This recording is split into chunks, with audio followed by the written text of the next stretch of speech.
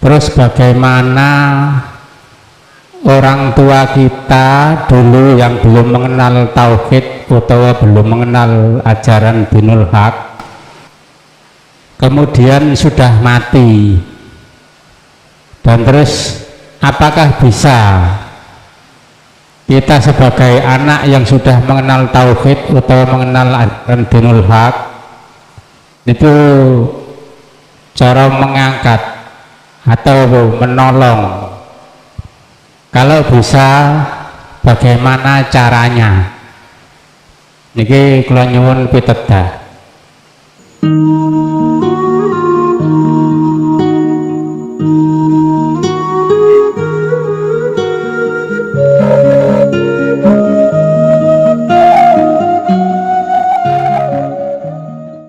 Assalamualaikum warahmatullahi wabarakatuh. Bismillahirrahmanirrahim. Hamda yuafi ni'amahu wa yukafi majidah. Ya Rabbana lakal hamdu kama yanbaghi li jalalih. Asyhadu an la ilaha illallah wa asyhadu anna Muhammadan abduhu wa rasuluh.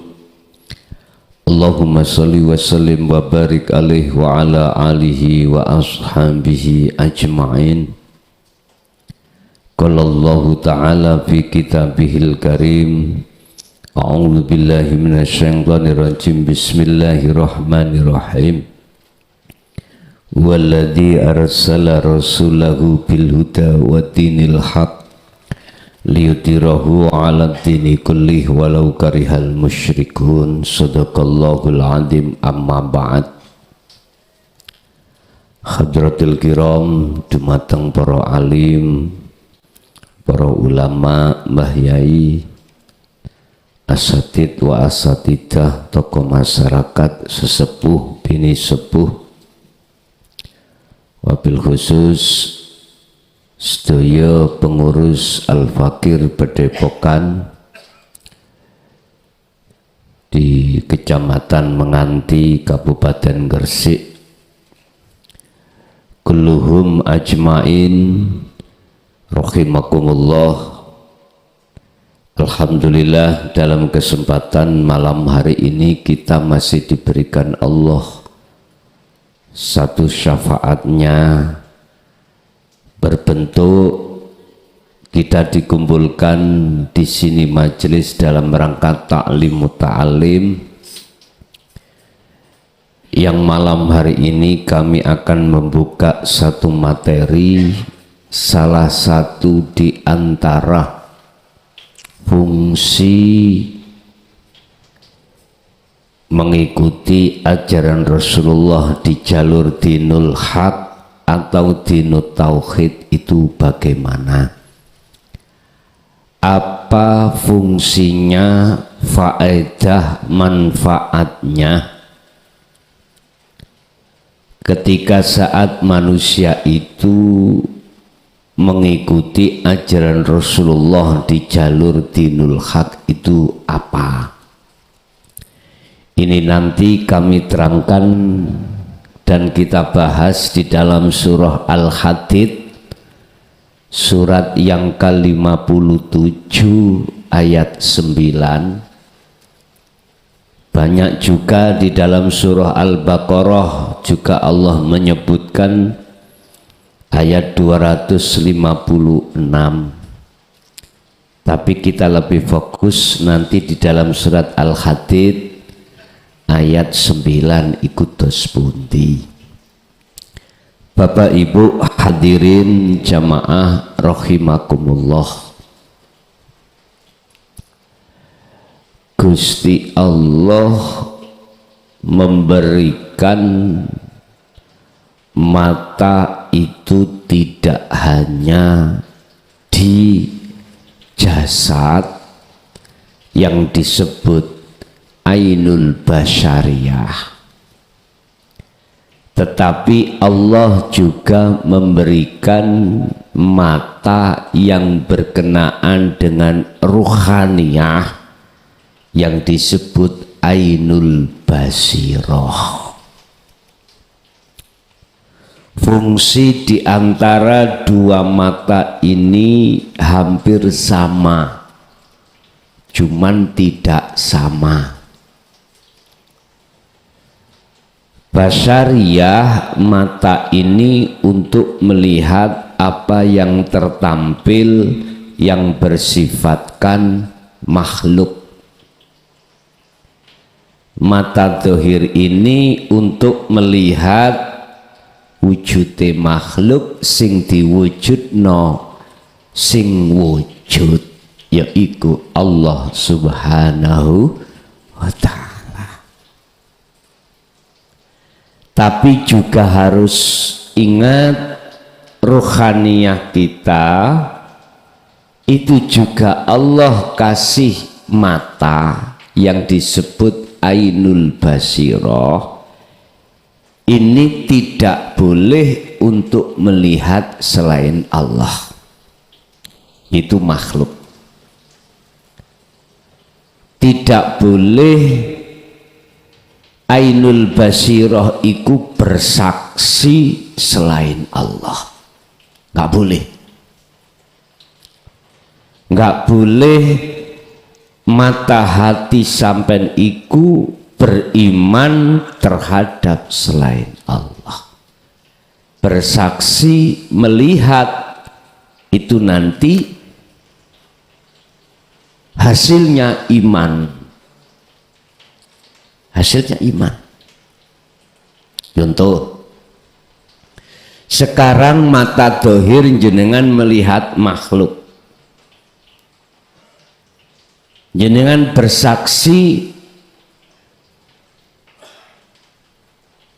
bahwasanya jenengan iki melihat si A. Contoh, kok ndelok makhluk ke mata dohir ini, si A lapo toh? Si A itu melakukan sholat atau aktivitas nopo. Hasilnya akal akan beriman bahwasanya yang melakukan itu si A. Akal kita pasti seperti itu, Pak. Lah bahayanya ini akal ditunggangi nafsu untuk memaksa mata hati ruhaniyah sampean iki juga melihat si A, melihat makhluknya. Nafsu ngomong akal ngomong si roh yang melakukan sholat ini si A.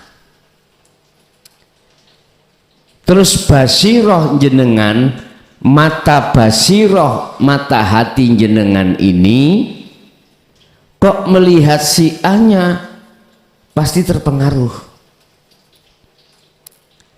Pasti terpengaruh dengan iman yang diletupkan oleh nafsu terhadap akal, supaya ruh sampean kali kula iku beriman ujungi pada si A yang bisa melakukan. Ini proses Bapak Ibu, prosesnya.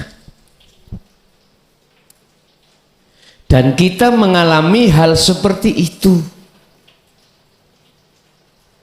Sebelum Allah berfirman di dalam surah Al-Hijr, iblis utawa nafsu iku ngomong,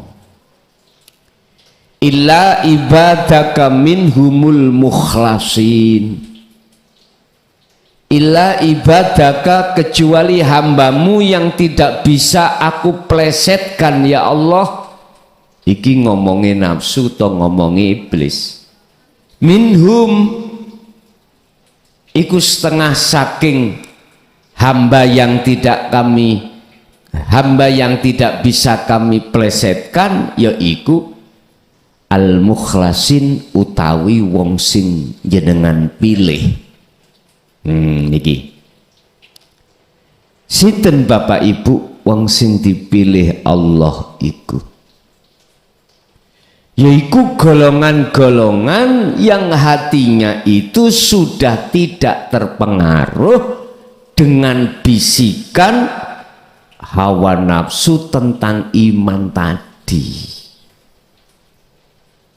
Lah kita sebelum masuk di situ ngalami Pak, golongan manusia ahli hijab atau golongan kita sebagai orang yang masih beriman terhadap selain Allah, disebabkan karena basiroh kita, mata hati kita memandang terhadap makhluknya, mestinya ruhaniyah matanya ini memandang terhadap subjek atau siapa sebenarnya yang berperan. Itulah Allah Subhanahu wa ta'ala. Kan sudah dibahas, sudah dikokohkan baik di dalam Al-Quran maupun As-Sunnah, bahwasanya makhluk semuanya itu tidak punya daya upaya apapun untuk melakukan, bisa melakukan seperti si A, la haula wala quwata illa billahil aliyil azim. Makhluk siapapun termasuk kita sebagai manusia tidak punya daya upaya apapun untuk melakukan apapun,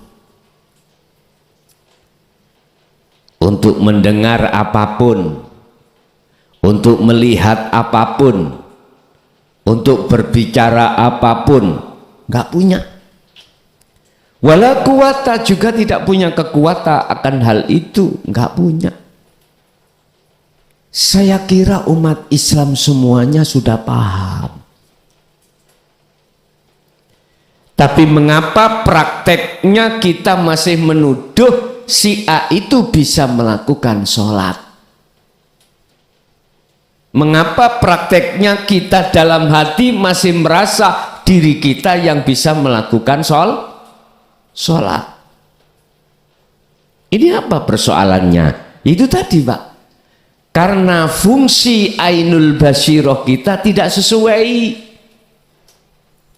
Mestinya melihatnya ainul basiroh terhadap Allahnya, tapi berhubung kena bisikan nafsu, akhirnya melihat makhluknya sama dengan basariyah mata dohir. Akhirnya jatuhnya iman kita pada selain Allah. Allahu khalaqakum wa ma ta'malun. Jelas kita mengakui kalau kita makhluk itu yang menciptakan Allah, kita diciptakan Allah. Wa ma ta'malun, dan apapun yang berkenaan dengan ciptaannya, termasuk baik ucapan, penglihatan, gerakan, pendengaran, wa ma ta'malun, itu semua sumbernya dari Allah.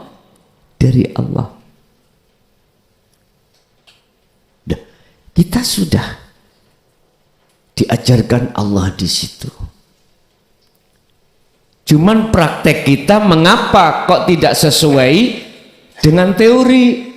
Itu tadi karena kita itu masih dalam tahap ruhaniyah ini menjadi budaknya hawa nafsu. Akhirnya dengan kondisi seperti inilah Bapak Ibu, alasan seperti inilah ruhaniyah kita Bapak Ibu sebagai umat manusia, maka muncullah satu firman surat Al-Hadid ayat 9 termasuk, supaya menjawab apa yang terjadi pada ruhaniyah kita. Jadi asbabun nuzulnya ayat ini dikarenakan hati kita masih di dalam belenggunya hawa nafsu. Siapapun kita manakala ruhaniyah ini terbelenggu oleh hawa nafsu, ketika kita berlaku ibadah mahdhuf atau ghairu mahdhuf, murni atau tidak murni yang kita lakukan, di mata Allah belum bisa dikatakan benar. Belum. Murni, ibadah murni, contoh salat, maca Quran, zakat, puasa, haji, murni. Yang tidak murni, kerja, ibadah yang tidak murni, ibadah, contoh kerja, sosialisasi, serawungan kepada siapapun, apapun aktivitas, ini selain murni, tapi disebut ibadah. Ini di mata Allah tidak akan bernilai apapun manakala kita masih dalam kondisi jadi budaknya hawa nafsu. Pandangan hakikat, bukan syariat. Sehingga saya ketika melakukan sholat masih ada iman selain Allah. Contohnya, dalam hati saya meyakini yang melakukan itu saya. Ini yang bisa melakukan itu saya. Cilik non dedek, cek bengung. Lah, ini Bapak Ibu yang menjadikan sholat saya tidak khusyuk. Ini masih nuansa Isra Mi'raj. Mengapa Rasulullah membawa oleh-oleh iku kok yo sholat, kok tidak wahyu piye carane ning dunya iki cepet sugih, kok gak ngoten, kok ngomong masalah sholat atau ibadah yang murni selain sholat, kok gak selain sholat apa-apa. Karena ini sholat wahyu berkenaan langsung nyembahe si kawula terhadap Gusti pen pener ngaten dene karepe. Hafidu ala sholawah wassolatil wusta wa qumu lillahi qanitin. Wa qala aidan qad aflahal mu'minuna alladzina hum fi sholatihim khashi'un. Ini masih ada kaitannya dengan supaya hamba itu ketika menyembah pada Allah betul-betul imannya tidak selain Allah. Lah ibadah ingkang disebut sebagai ibadah sing bener, sing nyembah iku ketemu dengan sapa sing disembah. Syariat ilmuni, thariqah salat thariqai, ilmuni salat iku syariat, nama salat iku berarti thariqah, hakikate tujuan kita salat apa? Nyembah Allah. Lah ngoten nggih. Bahasa zahiriyah pun bener Pak, sesuai dengan Isra-nya Rasulullah, dari masjid ke masjid syariatnya sudah benar, jasmani. Mi'rajnya kita yang keliru. Kan kita sudah ngomong ini wajah wajhiyah, sesungguhnya ku hadapkan wajah ruhku pada wajah Allah. Berhubung kita masih diproses durung kenal wajah dewe, durung kenal wajah Allah, akhirnya sing metu iku wajah pasar, wajah sawah, wajah bojo, wajah anak. Opo ae ngono. Wis tergantung kerjaan kita. Nek kita maklar kambing ya wajahe kambing. Wis kari ndelok wajahe apa? Lah, ini proses kita, Pak. Semua manusia nggak perlu kita salahkan. Cuman saya katakan ini proses lekas sudahi, ngaten lho. Lekas sudahi. Nek nyembah nang Allah, kuwi secara dohir syariat sudah benar. Cuman kita ketika menyembah rohaniah ini yang perlu ditandani.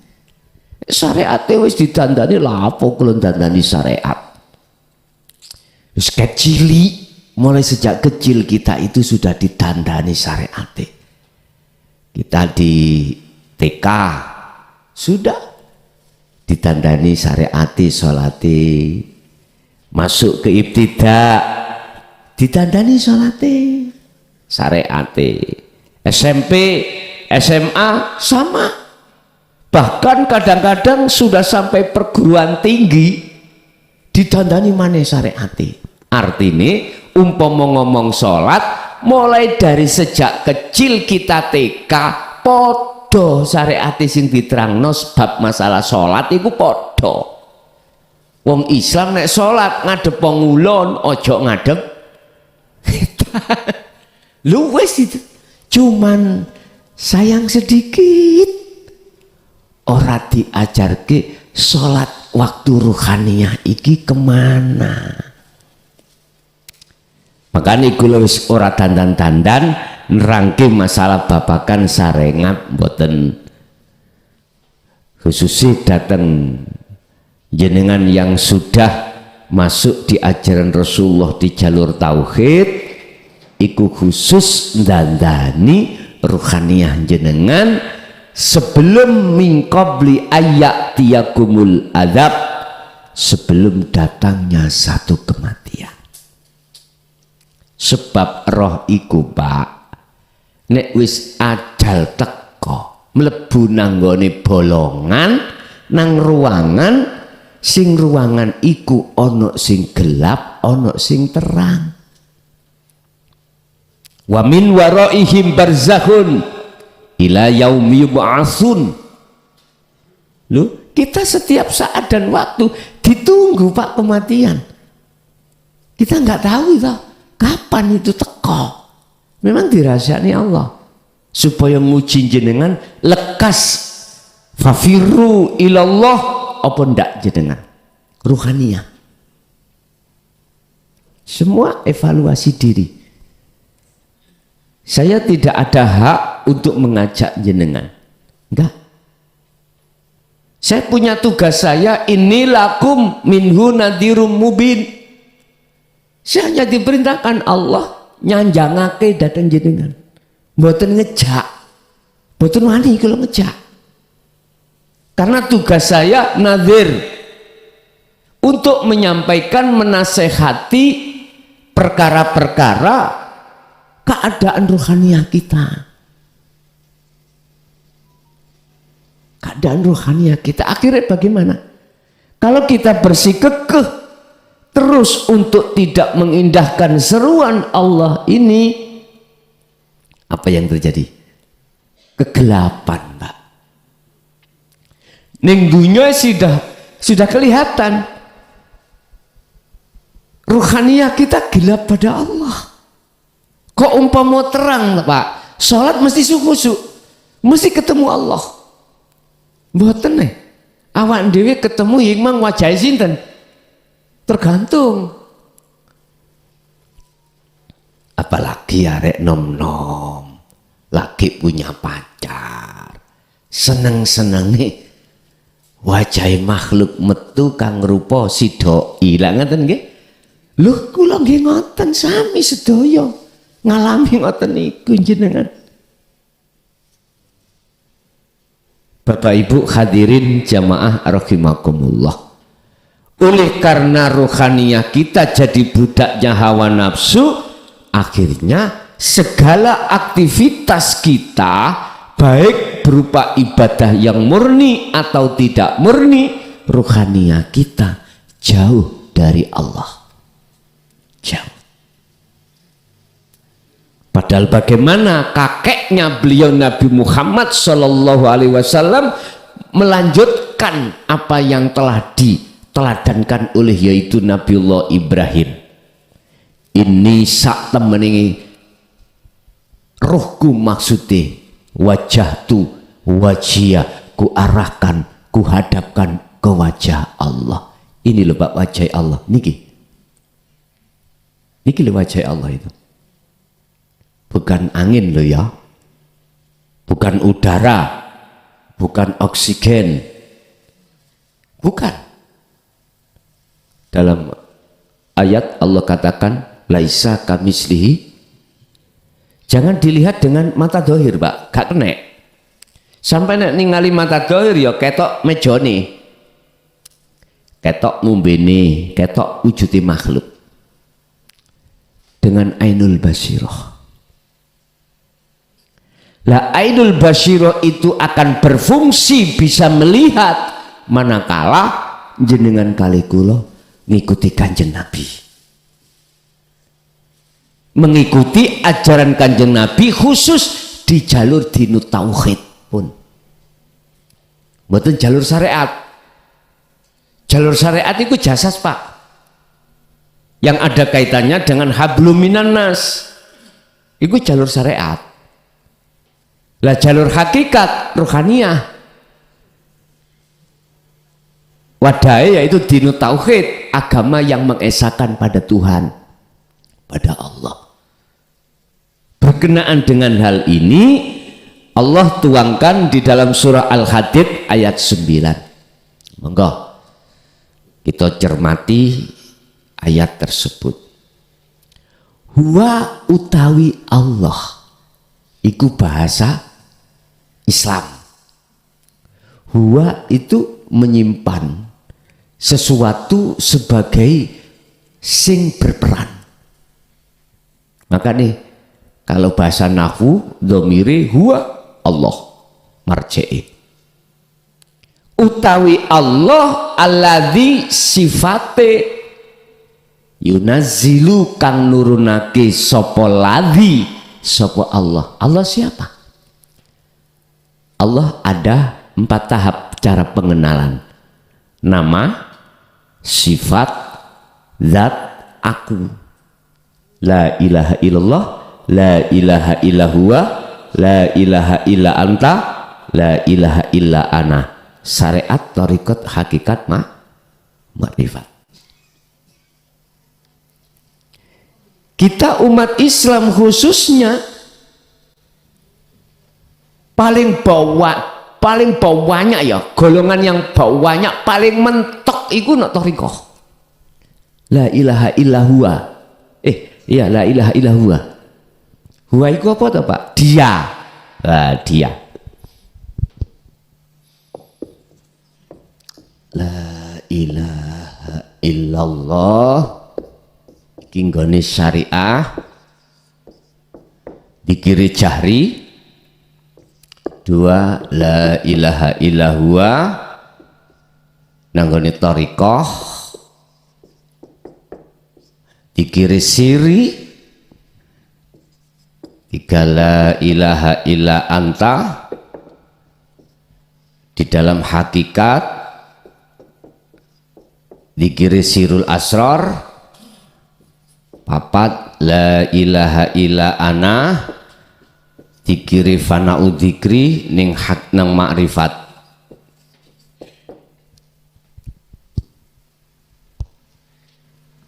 Hakikat makrifat iku ruh, syariat thariqat iku jasad. Niki pendidikane. Simple nggih, simple. Umat Islam khususnya paling mentok iku di tahapan thariqah.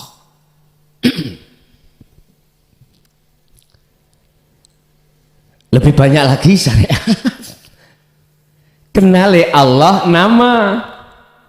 nama munggah ning thariqat sifat lumayan, munggah ning hakikat anta kamu berarti dekat, berarti ini sudah di hakikat. tinggal naik satu langkah. Bapak Ibu hadirin jamaah rahimakumullah. Huwa utawi dia Allah maksudnya tergantung. Jenengan kalau masih ada di syariat berarti Allah nama, ning thariqah sifat, hakikat ning dat, makrifat ana aku. Udah, tergantung jenengan maknani dari mana ayat ini. Iku alladzi kang utawa sifate yunazilu kang nurunake sapa ladzi ala abdihi ing atase kawulane alladzi. Alladzi boleh sampean maknani nang gone anta zat, boleh sampean maknani substansinya laisa kamisli sayun ana. Tapi gegeran Pak, yes, kita pakai umum,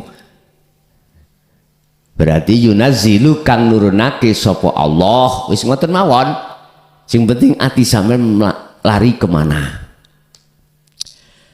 Ala abdihi terhadap hambanya. Siapa hambanya yang dimaksud? Miturut Al-Quran ini, kalau kita melihat muhakamah syariatnya, ya Muhammad. Maksudnya Ibnu Abdillah. Nah, ini kalau jenengan tarik di dalam la ilaha illa anta, beda maneh. Muhammad siapa? Nurunake ayatim bayinatin.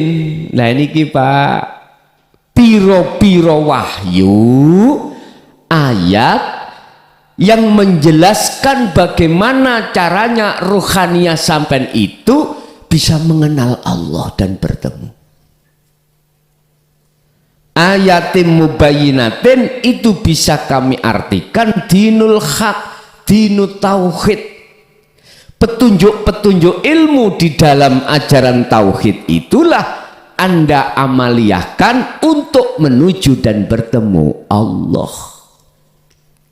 Yang setiap Jum'ah Legi malam Sabtu kita bahas. Itu termasuk isi di dalam ayati mubayyinat. Ini kalau kita bicara dasar, berarti suk Ramadan bulan Maret Pak nggih. Bulan Maret tanggal 9 sudah saya tetapkan untuk kita mulai. Habis asar kita ngaji Ihya, habis taraweh kita langsung membahas tentang dasar tauhid. Jenengan silakan bermukim monggo, ora eneng syaratin napa-napa. Nek jenengan kongang atau senggang waktunya, monggo jenengan bermukim di sana. Paling tidak sampai paling lama lah 15 hari 15 malam. Khusus nanti kami akan membahas tentang dasar tauhid dan kitab Ihya mengke. Kalau ngajine Ihya nggih mboten kodok nang pondok Pak. Pondok yo gak mari 3 tahun niku. Jadi bab apa namanya? Di jilid pertama bab apa kita langsung membahas makhlus syahidnya, substansinya. Jadi maknani ya kayak pondok ya isok 3 tahun bareng. Yes, itu nanti kita bahas semaksimal mungkin. Jenengan nek repot bisa tidak mengikuti bermukim lewat rumah karena langsung saya live Pak niku. Saya live. Nanti habis asar mungkin sekitar jam 4:30 atau dimulai jam 4 nanti lihat keadaan mawon. Nggih. Pun iku nek kersa bagi pemula khususnya niki. Lah nek senior-senior jenengan yes mboten kantun jenengan iki memperdalam, mempertajam zikir mawon. Ngoten. Wis. Apa maksud dan tujuannya? Isinya ayat-ayat yang jelas itu disampaikan Allah terhadap Kanjeng Nabi, dan Kanjeng Nabi disampaikan terhadap umatnya. Liyukhrijakum, krono arai kanggo ngetokno ruhaniyahmu minadzulumat, dari zona gelap pada Allah, zona kita itu menjadi budaknya hawa nafsu, dibebaskan sampai itu ila nur, menuju kemerdekaan, ila nur, menuju terang benerang nyatanya Allah. Otomatis harus sampai la ilaha illa ana, harus sampai di situ. Berarti kita tidak cukup jasmaniah kita itu bertauhid la ilaha illallah, nggak cukup. Kita harus naik terus biar ruhaniyah itu juga bertauhid, juga mengesahkan pada Allah. Jasad patuh di dalam hukum syariat, ruhaniyah patuh di dalam hukum hakikat. Simple jadi Pak. Ruhaniyah ini apa sih yang diperintahkan? Hanya beriman pada ana. Ana siapa? Allah ini loh bahasa syariat ini. Lah ini jenengan boten lewat la ilaha illa anta seperti Nabi Yunus, boten saged. Harus lewat anta dulu di hakikat. Di dalam hakikat yaitu ayatim mubayyinat. Banyak ayat-ayat yang terkandung di situ yang harus kita pahami. Dengan begitu jenengan berlaku kholwat akhirnya bisa sampai ke ana. Lho ngaten niku. Cara simple ngoten.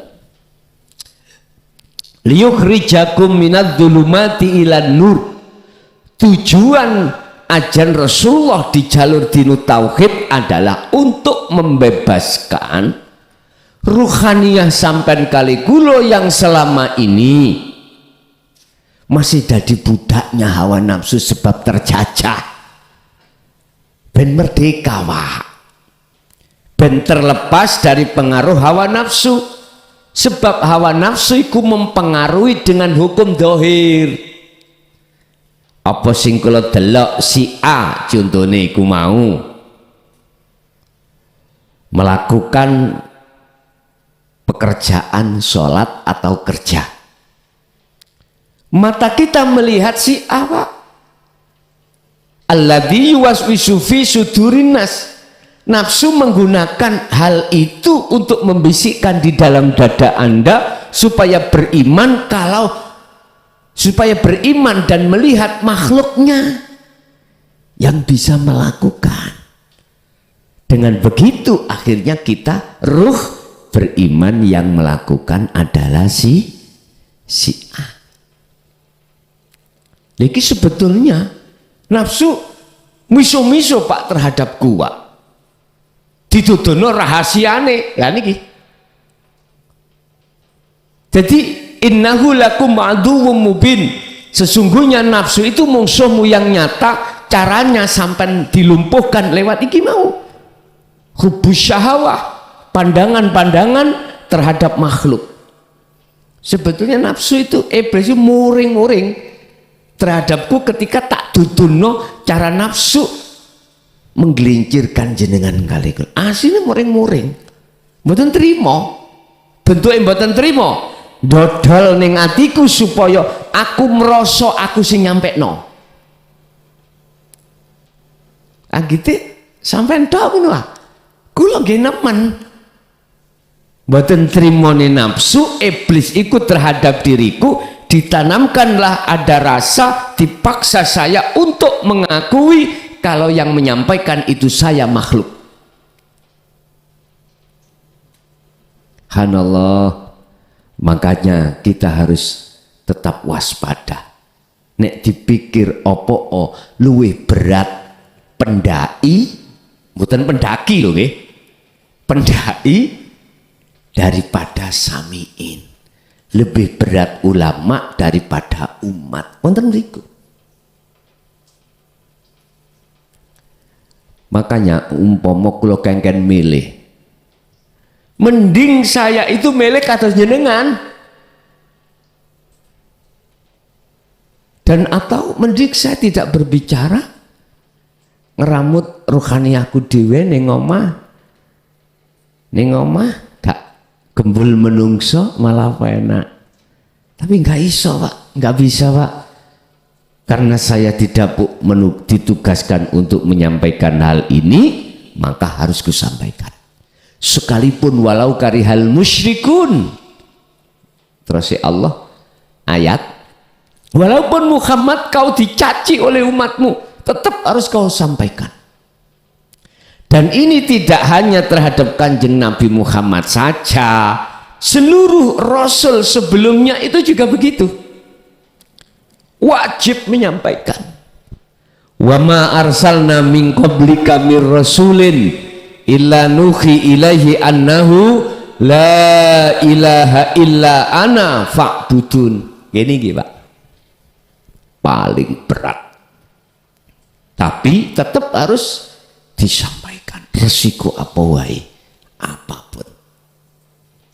Walau karihal musyrikun, walaupun itu kaum Muhammad dicaci oleh umatmu, tetap itu harus kau sampaikan. Aku tidak akan mengutus utusan sebelum kamu Muhammad, kata Allah, kecuali wajib membawa inti dari wahyuku, yaitu la ilaha illa ana, untuk disampaikan dan dipahamkan. Al-Anbiya 25. Ngeten kok jarine ono sing berkata Kanjeng Nabi tidak membahas tentang hakikat makrifat. Kula nggih kadang nggih tidak bisa berpikir Pak. Kadang-kadang dasku kula tak bentukno tembok ae. Mosok sih aku sing gendeng apa tah memang gak sambung?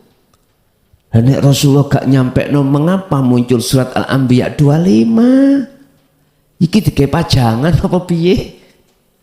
Nek Kanjeng Nabi ku mau mengkorupsi, gak mungkin muncul lah, ngoten sih.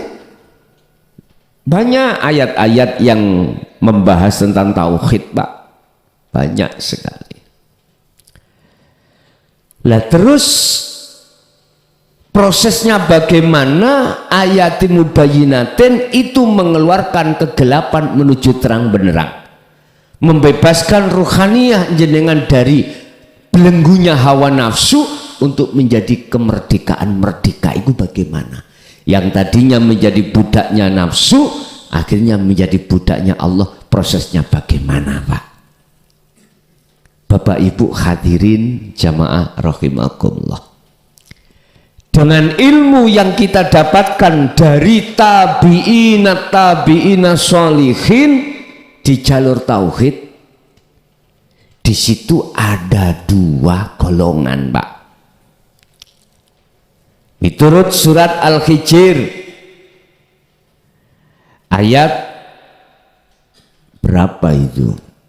Terakhir sampai 92 sampai 99. Ada dua golongan saat itu disampaikan oleh para rasul. Kalau sekarang diteruskan oleh tabi'ina sholihin.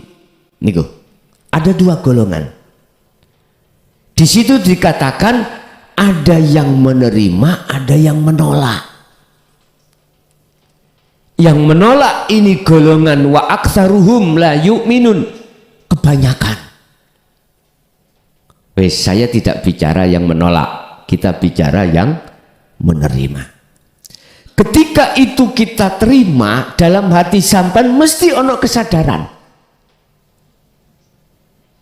sadar diri bahwasanya ruhaniyah kita selama ini mulai akil balik sampai entah berapa umur kita kita telah berlaku zalim pada Allah dengan bentuk beriman pada selain Allah. Contoh tadi, hatiku iman yang melakukan itu si A, padahal makhluk. Sama air ini, saya haus, minum, hilanglah haus itu. Hatiku beriman, oleh karena kena bujukan nafsu, disuruh beriman, makhluk air ini bisa menghilangkan rasa haus. Makhluk itu bisa mendatangkan mudarat atau manfaat. Padahal di dalam surah Al-Maidah ayat 76, malakum dzarra wala naf'an, gak ada makhluk itu bisa memberikan manfaat dan mudarat aslinya gitu loh, bukan hakikatnya, bukan syariatnya. Kalau syariatnya jelas air bisa menghilangkan rasa jelas, cuman hakikatnya itu Allah. Buktinya apa? Ala innahu bikulli syai'in muhit. Kita nggak sadar di dalam dan di luar air itu ada Allah. Ingat, sesungguhnya Allah bukan nama, isim, Allah bukan sifat, Allah bukan zat, tapi Allah ana. Itu melimputi segala hal, sesuatu apapun, termasuk air, termasuk si A tadi. Sehingga seakan-akan air itu bisa menghilangkan rasa haus. Coba andai kata nggak ada Allah, bisa apa air? Bisa apa kita? Bisa berkumpul di sini? Nggak bisa. Boten sakit. Mengapa kita lupa waktu mau berangkat ke sini, nggak sadar hati ini kalau sesungguhnya yang punya peran sehingga memerankan dirinya rupa jenengan iki kesini iku Allah. Itu tadi, karena hati kita masih dalam posisi gelap, masih dalam posisi jadi budaknya nafsu. Ilmu berhubung sudah disampaikan, ajaran itu kita terima, paham, akhirnya kedua, kita itu diperintahkan untuk yakfur bitaghut wa yu'min billah. Lewat kholwat, lewat uzlah, kita dibimbing cara kholwat uzlah yang benar oleh tabi'ina sholihin, akhirnya kita lakukan. Yakfur, ninggalkan hati iman selain Allah, wa yu'min billah, maka jatuhnya iman hanya padanya. Wa man kana yarju liqa Allah fa inna ajalallah la'at. Barang siapa dalam hatinya ada keinginan untuk merubah zona hatinya, untuk keluar dari belenggunya nafsu, kemudian bertemu Allah, maka Allah akan menolong. Fa inna ajalallah, Allah berjanji akan menolongmu.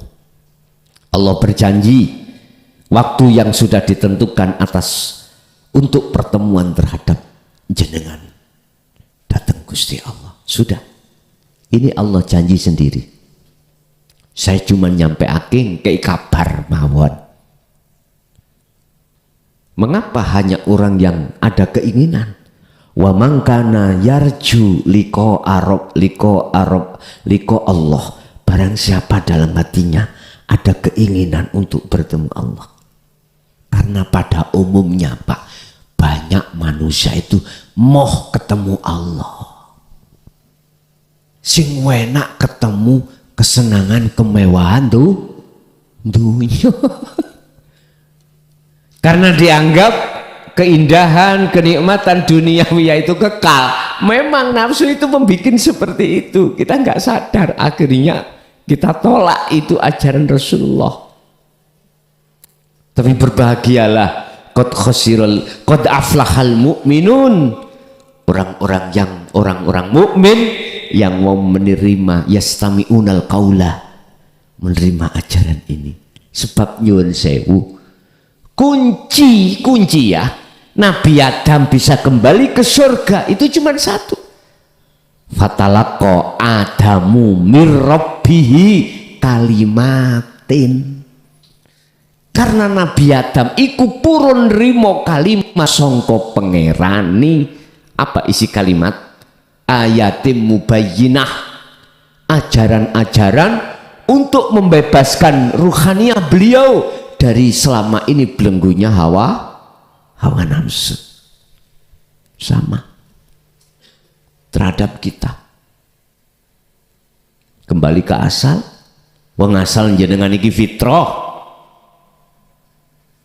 Mulai zaman azali sampai jenengan iki akil balik fitrah pak rohaniah jenengan. Dari khianat pada Allah belum. Kita masih mulus.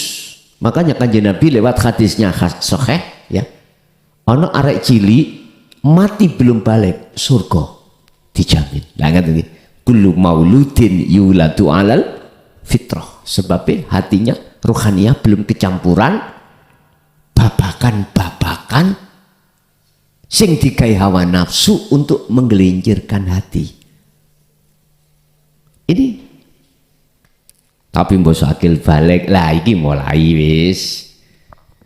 Sing wedok seneng arek lanang, sing arek lanang seneng arek wedok. Dan ini sunatullah.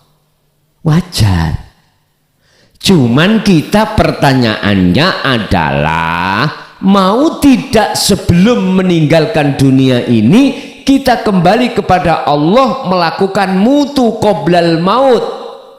Matilah dulu sebelum datangnya satu kematian. Artinya Bapak, Ibu, gelem nggak kita menanggalkan najis-najis hati? Sebab ya niki sing gandoli tatkala jenengan nazak wangel kegandolan biye bojoku sik enom anakku sik cilik-cilik ndonyo gandoli. Tapi jikalau ini sudah jenengan tanggalkan perkara sing najis yang disebut al-aghyar, cara Ibnu Athaillah mengatakan al-aghyar. Apa sih al-aghyar? Perkara-perkara yang bersifatkan duniawiyah makhluk. Ikilah al-aghyar sing metengno ati. Nek wis disisihne ya sudah, jenengan disebut wong bebas. Itulah proses jenengan suluk. Ketika suluk nuju wusul datang Allah dengan bermodal dinu tauhid akan benar.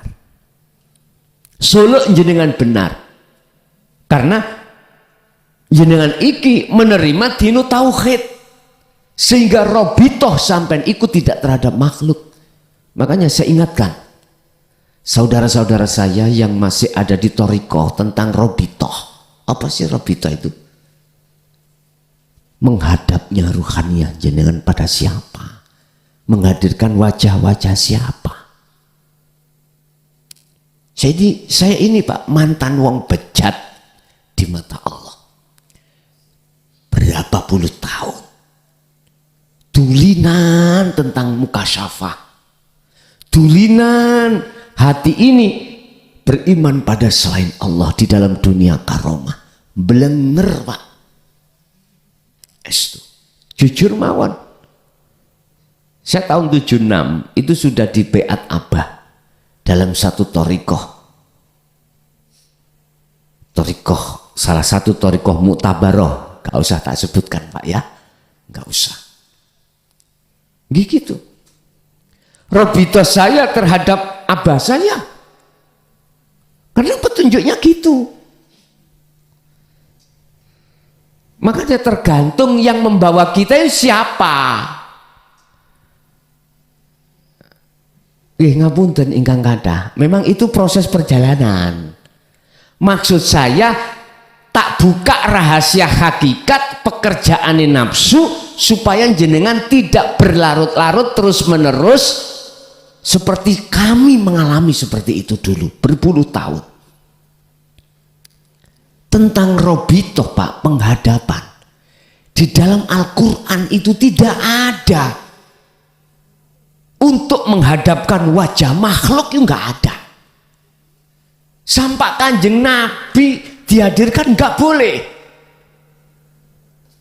Hanya satu yang kutemukan dalam Al-Quran itu surat Al-An'am ayat 79. Dan ini juga dilakukan Kanjeng Nabi.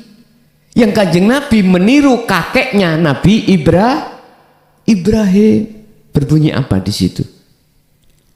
Inni wajjahtu wajhiya lilladzi fataras samawati wal ardha hanifan wa ma ana minal musyrikin. Wa ma ana minal musyrikin. Saya ini sudah tidak termasuk golongan orang yang menyekutukan Allah. Ini Nabi Ibrahim. Sebab apa beliau itu sudah tidak lagi menjadi golongan orang yang menyekutukan. Ayat awal dibuka, ini wajah tuas, ku hadapkan wajahku ke wajah Allah, bukan wajah makhluk. Saya tegaskan seperti ini supaya jenengan ini cek mboten ngadep makhluk sekalipun secara keterangan di dalam la ilaha illallah dan la ilaha illallah huwa iku mengatakan aku iki sebagai penyambungmu sampai ke Kanjeng Nabi sehingga pada Allah. Lah gitu toh. Mohon maaf putus tengah jalan sampean gak iso. Ruhaniyah Pak. Nek secara zahiriyah yang berkenaan dengan hablum minan nas gak apa-apa. Karena itu taklimnya. Tapi ruhaniyah sampai nggak boleh berpuji pada selain Allah. Takutnya kita itu ada keterangan yang mengatakan kamu harus menghadapkan wajahku karena aku ini sebagai orang yang menghantarkan kau untuk sampai pada Rasul, sampai pada Kanjeng Nabi, sampai pada Allah. Yun sewu Pak, mohon maaf. Miturut pandangan hakikat yang pernah aku alami, omong kosong. Saya berani mengatakan ini karena fakta pada diri saya. Entah jenengan nggak tahu saya. Estu Pak. Ternyata jawabnya ruhaniyah tidak menyekutukan Allah. Robitoh jenengan ini wajah tu wajhiyah, ku hadapkan wajah ruku pada wajah Allah. Siapa Allah? Lilladzi fataras samawati wal ardha, yang menciptakan dan yang menguasai jagat langit dan jagat bumi. Jagat langit rohaniyah, jagat bumi jasmaniyah ini makhluk. Hanifan, dengan sungguh-sungguh, jangan condong betul. Gak oleh goyah. Kalau sudah betul-betul di sini, maka wama ana minal musyrikin. Sekali lagi saya katakan, saya tidak mengajak. Saya cuma memberikan kabar saja. Urusan saya disalahkan, saya ridho. Urusan ini dibenarkan hati jenengan, juga saya ridho. Sebab ada dua golongan. Ada yang nggak terima ini. Karena dianggapnya saya mengkat makalah yang mengatakan, Nyun sewu, kau harus hadapkan wajahku karena aku iki sebagai jalan untuk menuju dan bertemu terhadap sampai Kanjeng Nabi, sampai Allah Subhanahu. Nyun sewu Pak, otomatis iki takholi toh. Takholi apa? Sing ngaku makhluke.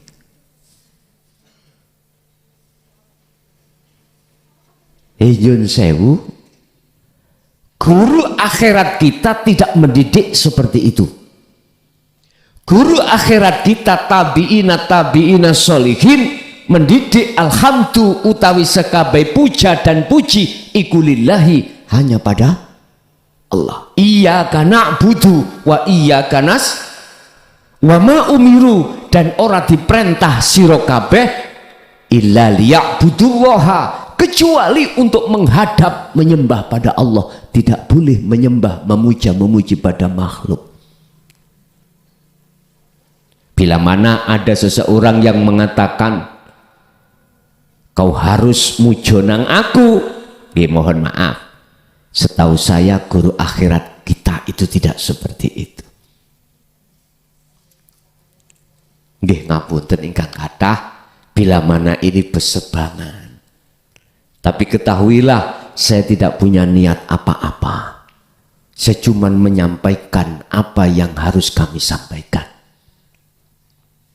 Yang jelas lewat ayatim mubayyinah, ajaran dinut tauhid itu liuh rijakum minadz-dzulumati ilan nur, untuk mengeluarkan zona ruhaniyah kita yang gelap, menjadi budaknya hawa nafsu, menjadi belenggunya hawa nafsu ilan nur, sampai ke makrifat. Allahnya sampak terang benderang nyata jengleh-jengleh apa? Jelas tur jelas, hakul mubin. Saya nggak punya niat apa-apa. Nanti manfaatnya kembali kepada jenengan piyambak. Jikalau jenengan estu mengikuti Rasulullah di situ. Bon. Wa innallaha lan sak temeni Gusti Allah bikum kelawan sira kabeh iku la raufur rahim. Yepti nyun sewu Pak, kasih sayangnya luar biasa. Artinya apa? Gak pisan pindo Allah nyampeake yang Allah bertajali terhadap Muhammad, menyampaikan terhadap umat. Gak pisan pindo. Setiap saat dan waktu itu Allah sampaikan. Yang Allah bertajali terhadap Muhammad, sehingga Muhammad disuruh ngomong inni lakum minhu nadhirum mubin. Makhluki ngomong Muhammad, aku iki cuman sebatas menyampaikan aja yang Allah bertajali padaku. Sebetulnya itu adalah sifat Allah. Semuanya yang menyampaikan itu bentuk sifat Raufur Rahim. Nah, disinilah Pak. Tapi ya mohon maaf, mesti Gusti Allah iku ono batas pegel. Ngerti pegel? Suatu saat Allah pegel, capek. Mohon maaf, bahasa syariat itu dikatakan capek. Ini bahasa hakikat mboten enten. Gusti Allah capek, ngeten. Mang Allah bertajali lewat makhluknya Muhammad manusia. Nanti Allah akan bertajali lewat Muhammad makhluk malaikat. Wis, kalau berbentuk malaikat makhluk nyuwun sewu, mboten ngandani kaya ngeten iki mboten. Apa? Wa ahlaknahum, tapi wa anjainahu ma'ahu. Dihabiskan kita, habis. Mudah toh Pak Allah menghabiskan hambanya? Mudah sekali. Gak usah menunggu tahunan, mboten usah. Gak usah nunggu jam-jaman, bisa per detik langsung kelenger sedaya saged Allah. Mungkin jenengan ingat kejadian-kejadian tsunami. Iku Allah pegel, bahasa syariat. Wis bolak-balik dikowandani.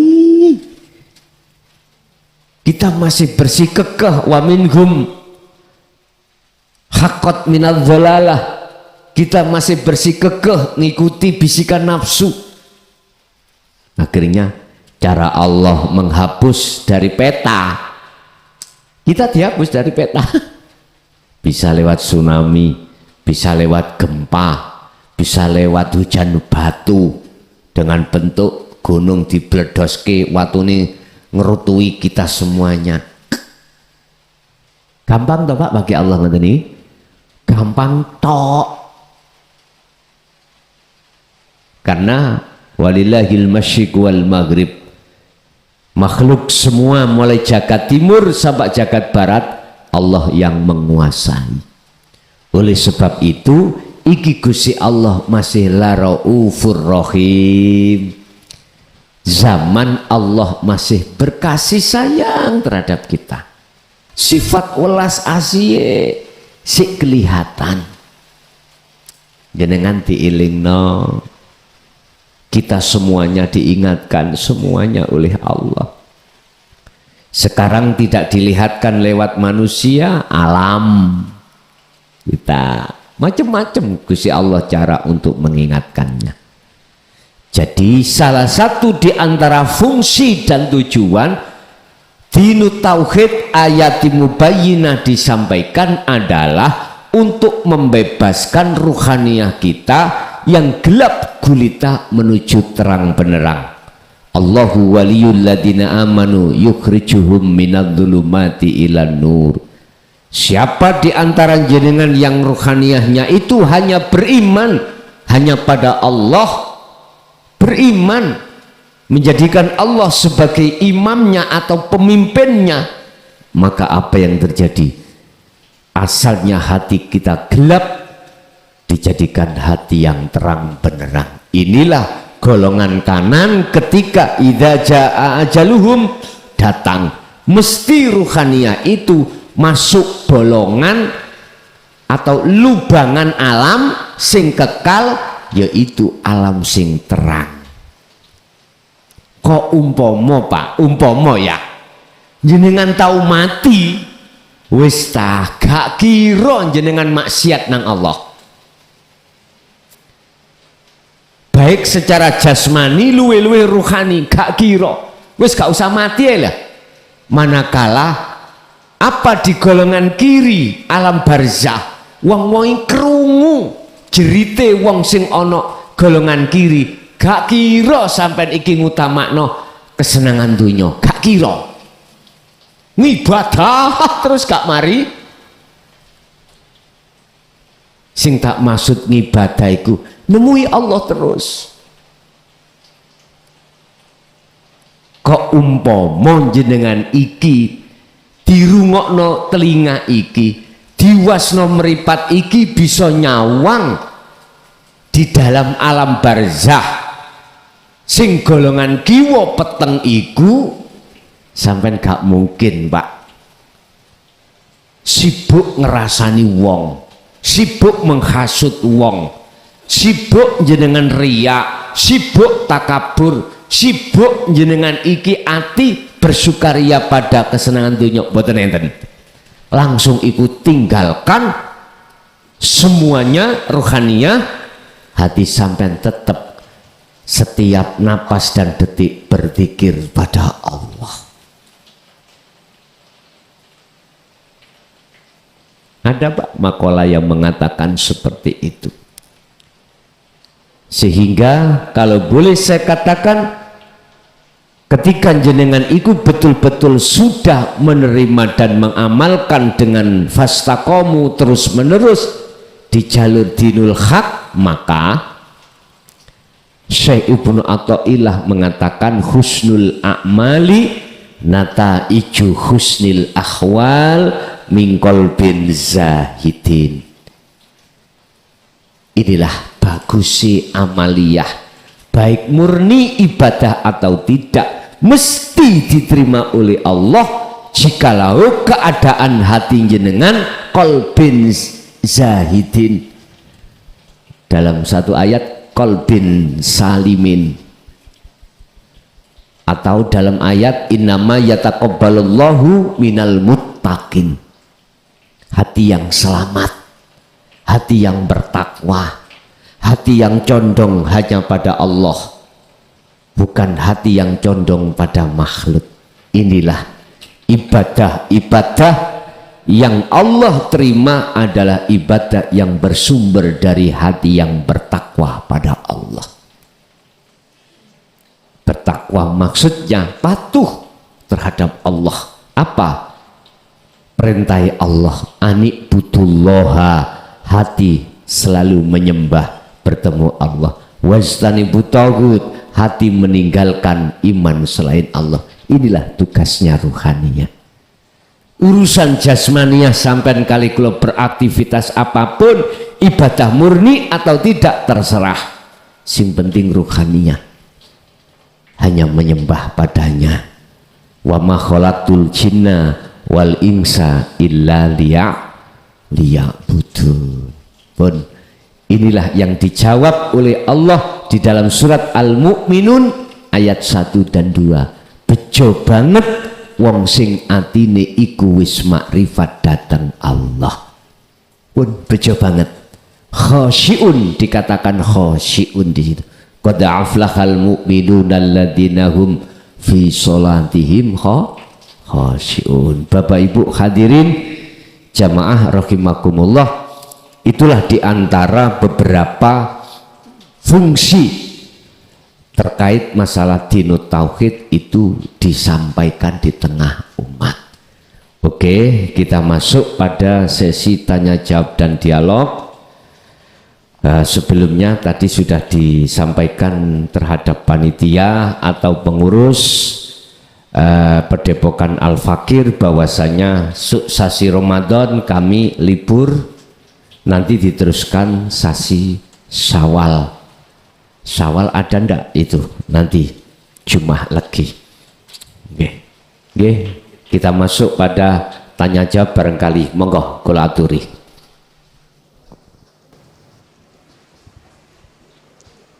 Terima kasih atas waktunya. Kula badhe tanglet saking Gus Muklason bab masalah sholat. Bab masalah sholat. Ya. Sholatnya orang yang hatinya belum arif dan sholatnya orang yang hatinya sudah arif. Sholatnya orang yang belum arif itu syarat rukunnya itu sempurna semua dan menghadap kiblat. Itu termasuk diterima mungguwe syariat.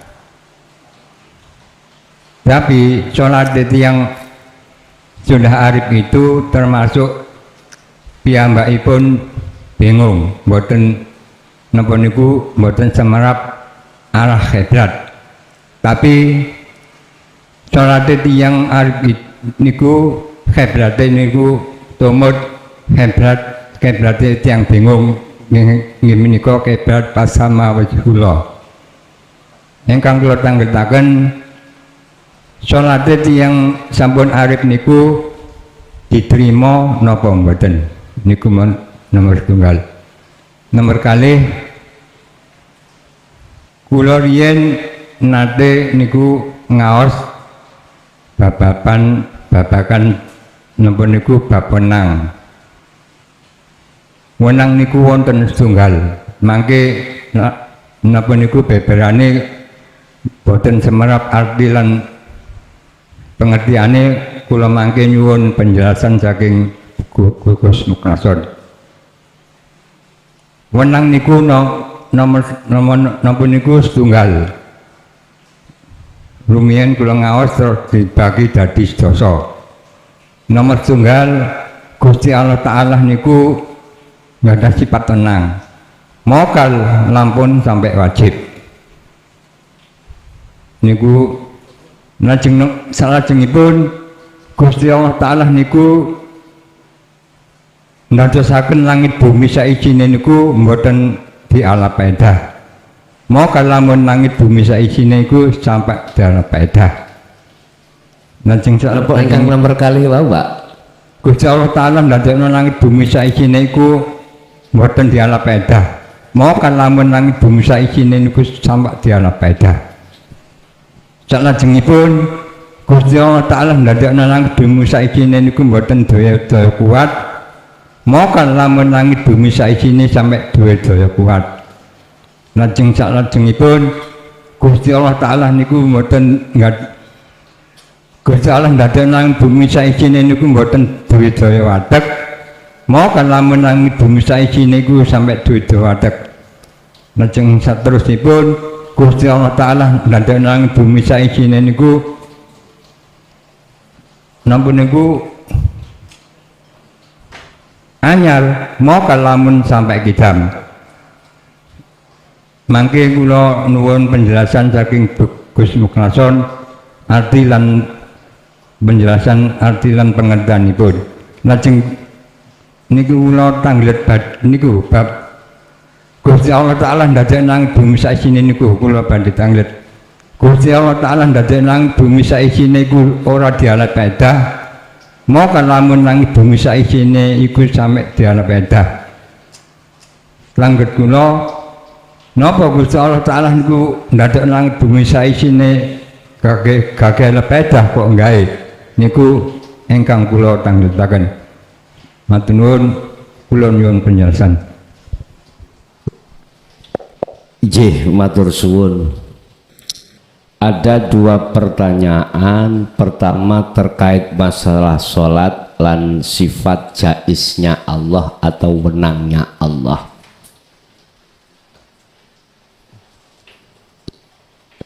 Bab masalah sholat ini ngacu pada surah Al-Baqarah 238. Di situ Allah katakan dua hal terkait masalah sholat. Ada yang berkenaan dengan jasmani dan rohani. Sing jasmani iki khafitu ala sholawah.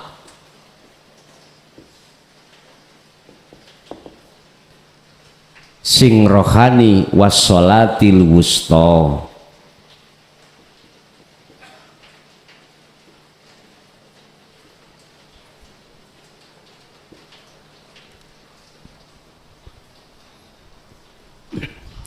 Al-Baqarah 238.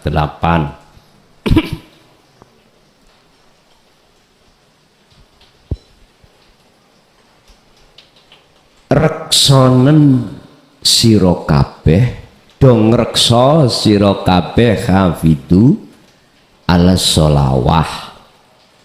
As-sholawah iki ay al-maktubah jamak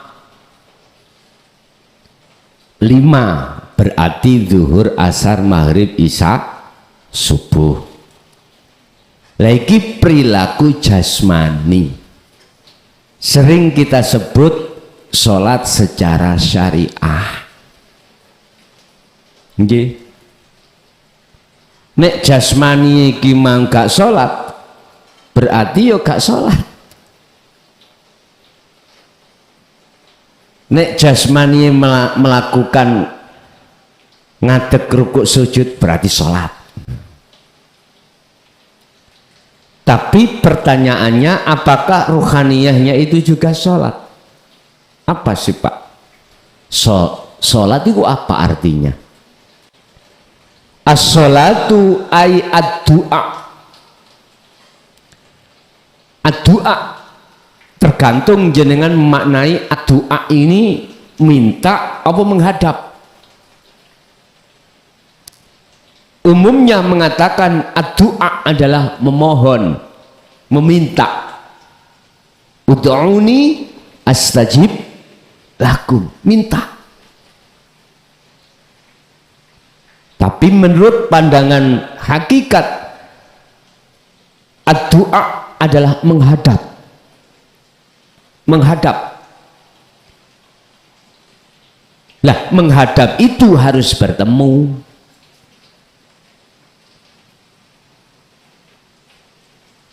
Menghadap itu bertemu.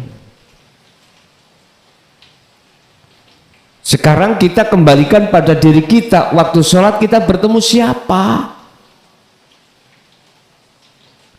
Secara syariat rukun sahnya sholat manakala kita lakukan,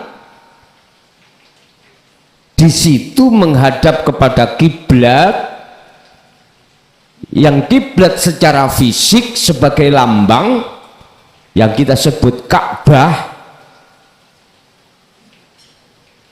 Di situ kita itu tidak diberikan hukum pasti diterima atau tidak.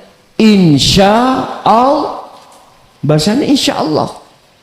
Insya Allah mun ngersakake sapa Allahu Allah, berarti ngersakake apa? Diterima apa ditolak? Kita nggak tahu.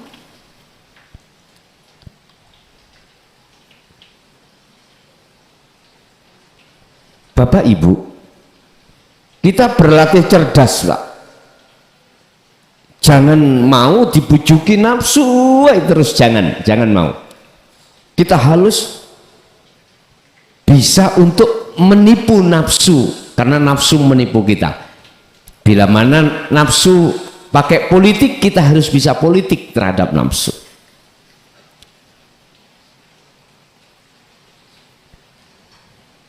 Dari pertanyaan Mbah tadi adalah antara golongan ahli hijab kita, yaitu golongan ahli syariah dan ahli ma'rifat tentang sholat.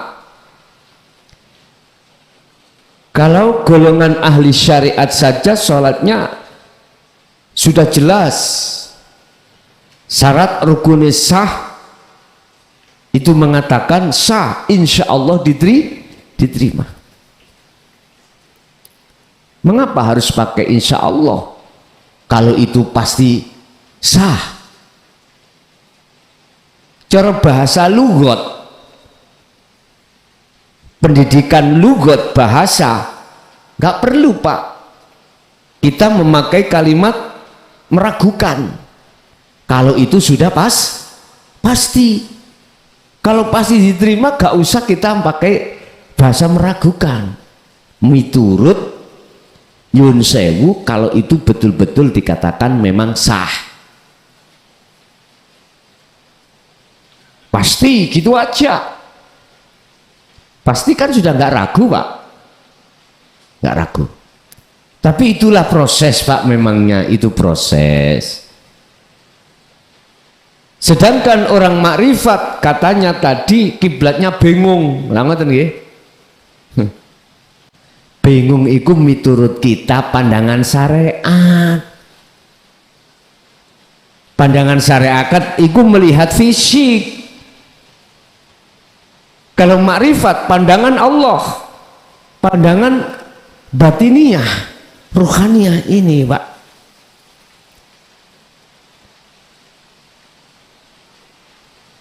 Kalau umpama ya,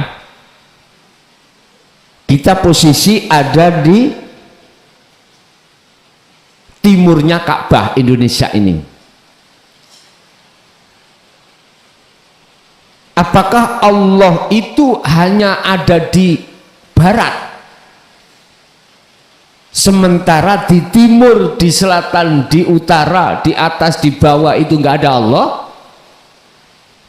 Terus memang kalau memang sing benar seperti itu, terus bagaimana Allah dawuh fa aina matuwallu, dimanapun kau menghadap, mengarah, fasamma wajhullah, di situ ada wajah Allah. Terus bagaimana? Kalau menurut pandangan hakikat, justru secara rohaniyah beliau yang sholat ma'rifatiku wong sing gak bingung. Mengapa nggak bingung? Sudah ketemu. Mestinya sing bingung iku wong sing durung ketemu. Contoh, kita sama-sama tadi itu perjalanan dari rumah masing-masing. Ada yang sudah sering ke sini, nyampe ke sini Pak, nggak bingung. Tapi bagi pemula, Sherlock nggak ada, alamat aja, dikatakan menganti desa beton. Mata niku sik bingung jenengan kali kok. Jelas bingung. Tidak ada kepastian mana ya kira-kira ya. Ketika kita berangkat masih ragu. Karena di dalam hati kita belum ada gambaran pondok niki dereng wonten. Lan jenengan yang sudah biasanya ke sini sebelum datang bisa hati ini, oh tempatnya Al-Fakir di sana Padepokan, oh bentuknya begini, di dalamnya begini, sudah ada di dalam hati jenengan. Nanti nggak bingung. Lewat timur nggih mboten bingung, lewat selatan yo nggak bingung, lewat barat, lewat utara nggak bingung. Nah terus kita yang awal-awal berangkat di dalam hati nggak ada Pak bayangan nih seperti ini, nggak ada. Justru kita ini yang bingung. Berangkat sebelum itu belum bertemu. Akhirnya tanya-tanya Pak, mana Padepokan Al-Fakir itu? Mana? Oh sebelah sana. Jenengan tanya kudu orang yang sudah tahu sini Pak. Nek sampai tanya tidak tahu orang terhadap orang yang tidak tahu sini, ya malah kesasar kan. Artinya semua tergantung siapa yang membawa kita. Kita itu buta Pak, kita itu orang bingung.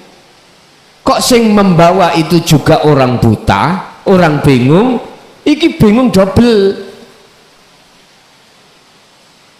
Gak bisa kita nyampe pada Allah kalau yang membawa kita orang yang tidak kenal pada Allah. Ngoten lho Pak ceritane, gampang mawon. Cara dilogikakan seperti itu. Apa mungkin orang buta bisa menuntun orang buta lain menuju tujuan? Mboten mungkin. Kalau kita kembali pada Allah, makanya tadi saya katakan siapa sih guru akhirat itu?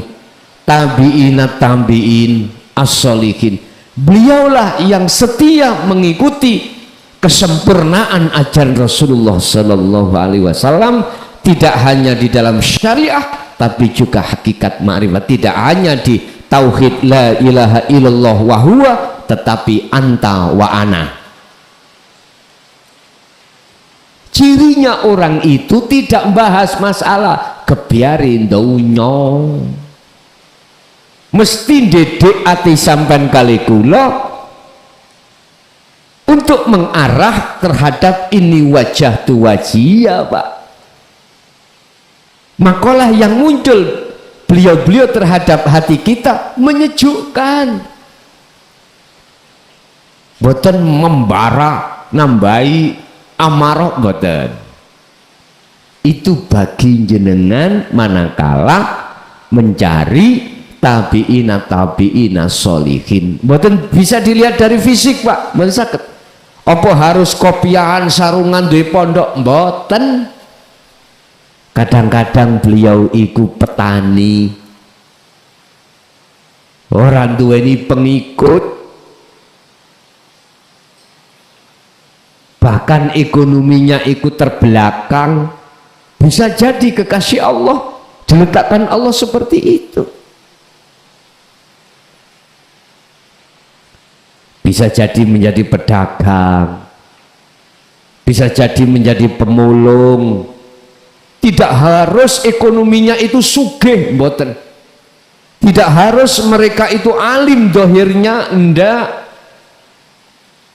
Makanya Syekh Ibnu Athaillah kalau bicara tentang mencari teman yang CS atau mencari guru, disuruh guru akhirat. Senajana teman sampean, senajana guru jenengan iki bodoh ilmu dohir, tapi atine alim terhadap Allah, itulah yang harus kita ikuti. Luweh-luweh berteman terhadap bodoh ilmu dohire dan bodoh ilmu rohaniai batine. Iki bahasa teman sahabat. Pun pertanyaan, apakah sholatnya orang arif itu diterima Allah lagi. Itu tadi bukan sholatnya orang syarek. Seingat saya pertanyaannya begitu. Bahasa saya tidak hanya nurul iman tapi hakul iman, tidak hanya yakin tapi di situ hakul yakin, jelas. Karena apa? Orang-orang arif ketika menjalankan amaliyah secara fisiknya, keadaan ruhaniyah itu mesti yang muncul mingkol bin zahidin, bukan mingkol bin rohibin, tapi mingkol bin zahidin. Apa? Hatinya selalu menghadap terhadap Allahnya, bukan terhadap makhluknya. Wis satu. Kalau pertanyaan ini, apakah sholatnya orang-orang golongan kita yang ada di syariat saja itu diterima oleh Allah? Nah, ngoten ya. Ya, saya kembalikan pada surah Al-Maidah. Allah katakan innama yataqabbalullahu minal muttaqin. Ibadah apa wae iku diterima oleh Allah bila mana muncul dari hati yang bertakwa. Wis ngoten mawon. Takwa iku apa? Ninggalno larangan, jalankan perintah. Apa larangan Allah? Kita bersekutu. Kita menyekutukan Allah, itu larangan. Perintahnya mengesahkan Allah. Ini pandangan hakikat, bukan syariat. Dah. Lalu yang kedua terkait masalah sifat jaiznya wenangnya Allah. Ini masuk Pak di dalam sifat wajib Allah yang terbagi menjadi 4. Niku mengke masuk terhadap jaiz wenang jenengan wau ingkang jenengan tanyakan. Ada nafsiyah, salbiyah, ma'ani dan maknawiyah. Itu nanti kita bahas secara detail satu persatu di dalam sasi Ramadan. 20 sifat wajibnya Allah, 20 sifat mokhalnya Allah, termasuk mohon maaf sifat jaiznya Allah. Yang ditanyakan tadi adalah sifat jaiz. Sifat jaiz, wenang. Apa sih jaiz? Wenang. Lah, wenangi Allah di dalam menciptakan bumi seisinya, mulai dari wenang faedah dan seterusnya, manakala kita tidak jatuh di dalam tajalli, bingung. Letak bingungnya apa? Seakan-akan ada 2. Tapi kalau jenengan iki sudah duduk di tajalli, maka di situ dikatakan keakuan diri panjenengan kali kula sebagai makhluk itu sudah tidak berlaku. Ini proses nafi isbat. Ini proses nafi isbat. Sehingga mengapa jenengan sering saya sampaikan terkait zikir yang muncul dari kalimat tauhid la ilaha illa anta itu jalan tol hamaniki. Artinya jenengan tidak dibingungkan dengan satu ilmu, cukup jenengan iku spesifik melakukan tindakan nafi isbat. Intinya sifat jaiznya Allah sifat wajibnya Allah diwenang, dijaiz, nyun sewu, jenengan kali kula itu harus meniadakan perkara-perkara yang selain niki. Intinya keakuan diri sebagai makhluk muncul akhirnya faedah, muncul akhirnya apapun itu, niki pun fana. Akhirnya isbat, muncul keakuan diri Allah. Gini cepet. Makanya nanti ada ringkasan Di dalam aqaid 50 niku ada ringkasan nafsiyah, salbiyah, ma'ani dan maknawiyah.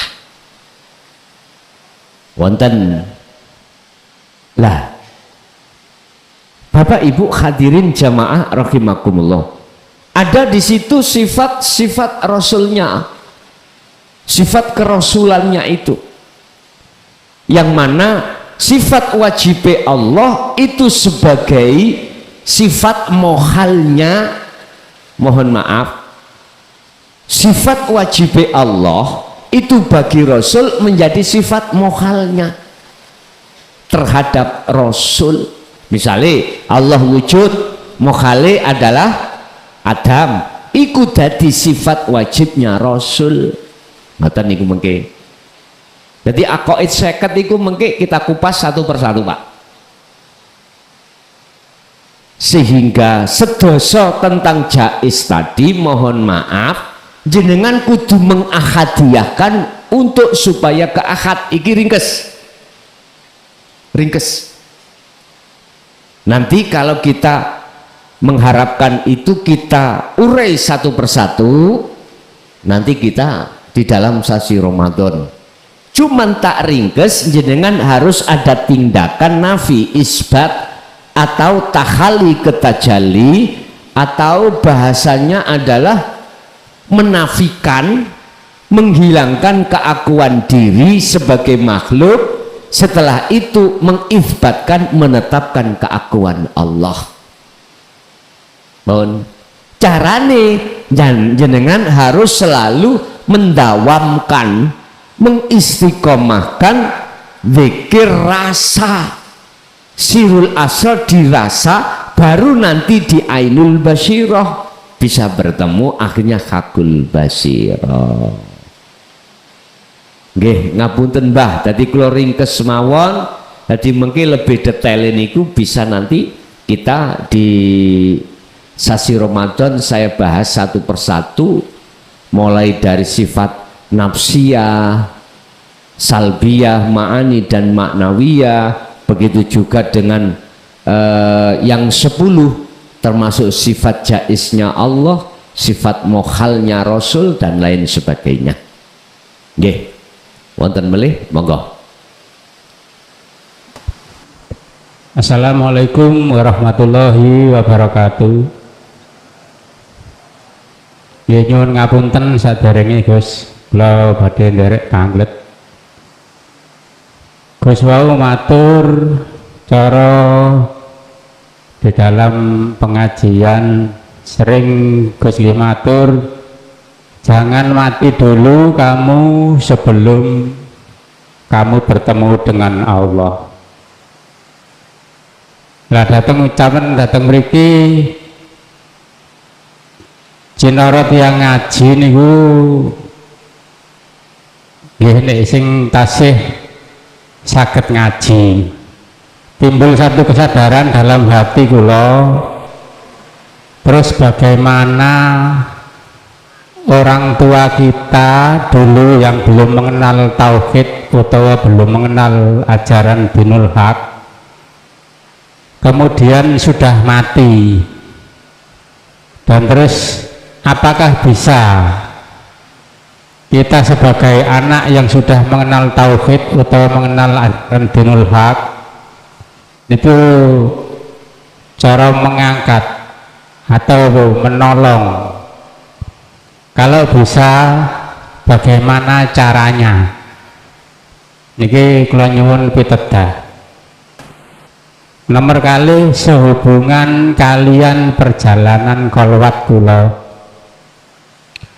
Ini yang pertama, di dalam waktu kolwat kula niki disemerepi dari dalam diri kula niku muncul satu makhluk seperti manusia yang sangat hitam legam niku medal saking diri kula. Kula nyuwun petunjuk pitedah bab masalah petunjuk niki. Terus nomor 3, kula niku diparingi petunjuk, kula dilebetaken dhateng satu gedung yang lebarnya tidak terbatas, sangat padang, sangat terang, sangat sejuk. Dateng dalem mriku kula namung disemerepi dateng tengah-tengah gedung niku wau wonten satu tangga yang terbuat dari sinar. Lajeng kula tingali niku tangga niku tembus sampai langit. Nah, kula nyuwun pitedah petunjuk niku petunjuk pripun maknane, kula nyuwun beberanipun, kula nyuwun jabaranipun. Ya namung tiga niku mawon pertanyaan kula, saderenge kula nyuwun ngapunten bae menawi atur kula enten lepat. Assalamualaikum warahmatullahi wabarakatuh. Waalaikumsalam warahmatullahi wabarakatuh. Pertama, bagaimana cara kita terhadap orang tua kita yang saat sampai meninggal belum mengenal tentang dinul haq? Apakah itu bisa ditolong? Bisa. Cuman yang menolong hanyalah Allah yang bisa. Kalau Allah yang bisa menolong selain Allah tidak bisa, terus bagaimana kedudukan hadis Kanjeng Nabi yang mengatakan idza mata benu Adam, salah satu diantaranya anak soleh yang mendoakan. Anak soleh yang dimaksud di sini adalah bisa jadi anak kandung sendiri atau bukan. Soleh yang dimaksud sudah makrifat, iman sudah ihsan. Ini Pak, ketika dia melakukan secara syariat koyo si soleh, tapi di dalam diri si soleh sudah lepas keakuan diri, itu pasti berarti sinten? Allah. Jadi maksudnya anak soleh itu siapa yang ada di dalam anak itu? Yang menguasai tentunya tidak lain kecuali Allah. Dalam diri si soleh itu sudah fana keakuannya Pak, akhirnya Allahnya. Cuman orang lain yang melihat makhluk, aslinya dalam dirinya sudah tiada makhluknya, berarti Allah. Ini caranya. Lewat apa? Bacaan, monggo. Lewat apa? Sedekah jariyah lainnya, monggo. Yang dilakukan oleh anak sing jelas ketika berjalannya ibadah yang dilakukan si soleh itu, beliau duduk di tajalli, titik pun.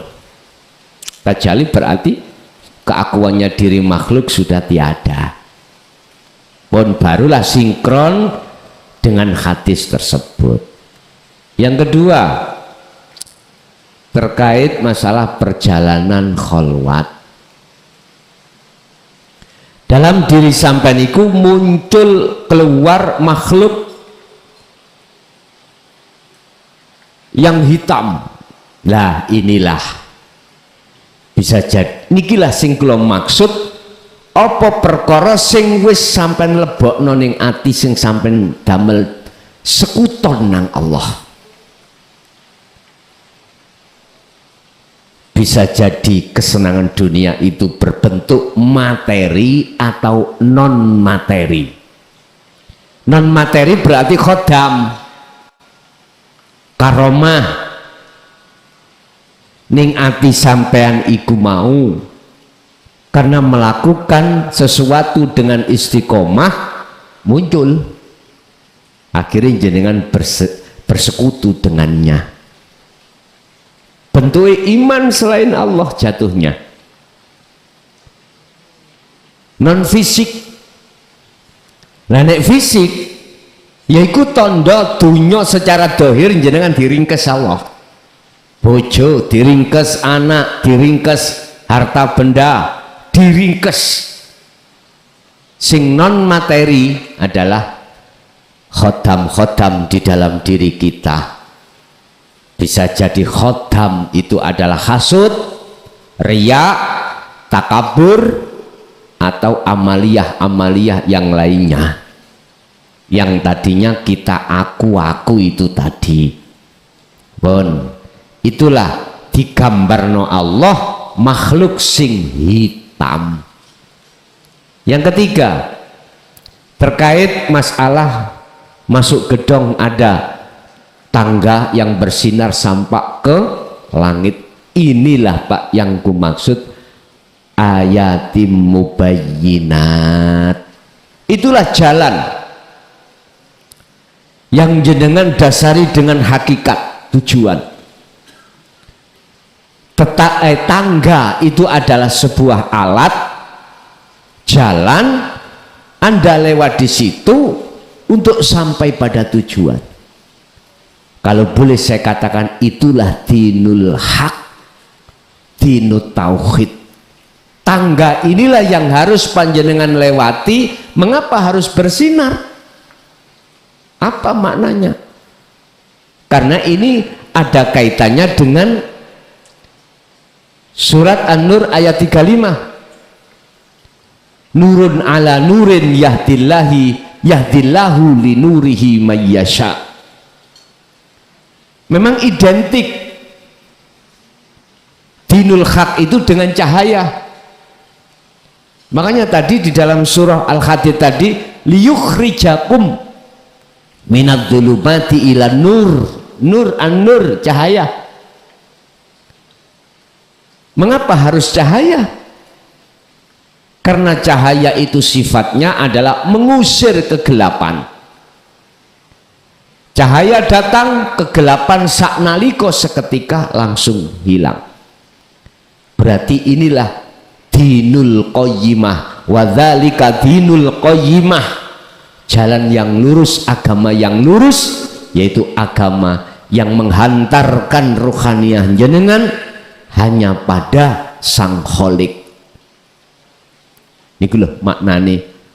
Sehingga kalau boleh saya bermotivasi, tolong ikuti terus ajaran Rasulullah ini sampai kapanpun, hatal yakin, sampai mati.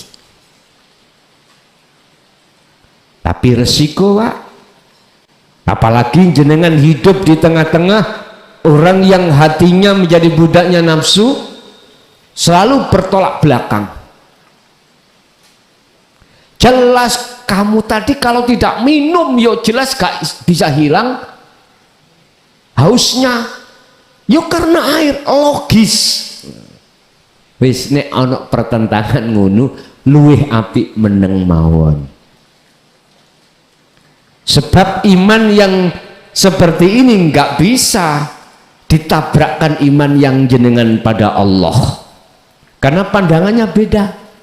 Makanya apa sama orang berjalan, wong buta berjalan dengan orang yang tidak buta berjalan? Apakah sama? Ya jelas tidak sama. Wis wuta mlaku nok nggone aspalan ireng tengah wengi, pakaiane ireng-ireng pisan, ya wis walus gak ketok blas. Nggih, jadi itu adalah dinul qayyimah. Wa ma umiru illa liya'budullaha mukhlishina lahuddin hunafa'a wa yuqimus shalah wa yutuz zakah wa dzalika dinul qayyimah. Surat Al-Bayyinah ayat 5. Begitu. Nggih, ada lain? Sampun. Nggih. Bapak Ibu hadirin jamaah rahimakumullah. Itulah apa yang telah diberikan Allah terkait ayat mubayyinah Mudah-mudahan estu menjadi satu ilmu yang bermanfaat, barokah terhadap kita dan keluarga kita ila yaumil qiyamah. Lahumul Fatihah.